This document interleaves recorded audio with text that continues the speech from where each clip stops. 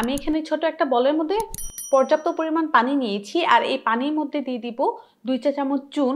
এটা কিন্তু পান খাওয়ার চুন। যারা সাধারণত আমরা পান খেয়ে থাকি তারাই কিন্তু এই চুনটা দিয়ে পান খায়। আর এই পান খাওয়ার চুন দিয়েই আমি ভুঁড়িটা পরিষ্কার করে নিব। চুনটা পানির সাথে দেওয়ার পর ভালো করে একটা চামচের সাহায্যে এটা ফেটে নিতে হবে।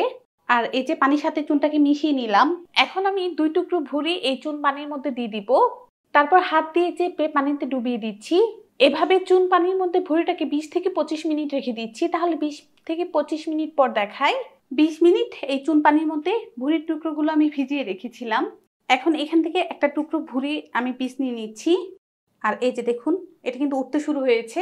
একটা চামচের সাহায্যে এইভাবে টান দিলেই দেখুন একদম পরিষ্কার হয়ে যাচ্ছে। উপরে যে পাতলা ময়লা আবরণটা ছিল সেটা কিন্তু উঠে যাচ্ছে। অনেকেই বলেন যে ভুঁড়ি যদি চুন দিয়ে পরিষ্কার করা হয় তাহলে নাকি ভুঁড়ির স্বাদ থাকে না কিংবা মজাটা থাকে না। আমার কাছে কিন্তু কোনোটাই মনে হয় না। গরম পানি দিয়ে পরিষ্কার করি আর চুন দিয়ে পরিষ্কার করি, ভুঁড়ির টেস্টটা কিন্তু যেমনটা তেমনই থেকে যায়। একবার এভাবে করে দেখতে পারেন ভুঁড়ির টেস্টটা থাকে কি না। আর ভুঁড়ির পিসের যদি উপরের এই পাটটা আমরা ফেলে দেই তাহলে কিন্তু এটা অনেক পাতলা হয়ে যায়। আর পাতলা হয়ে গেলে কিন্তু ভুঁড়িটা খেতে ভালো লাগে না। এই যে দেখুন, চামচটা দিয়ে টান দিলেই কিন্তু এই যে উঠে যাচ্ছে। এই সাইড থেকে এইভাবে চামচটা দিয়ে আমি চেষে নিচ্ছি। এই যে এটা কিন্তু একদম সাদা ধবধবে হয়ে গেছে।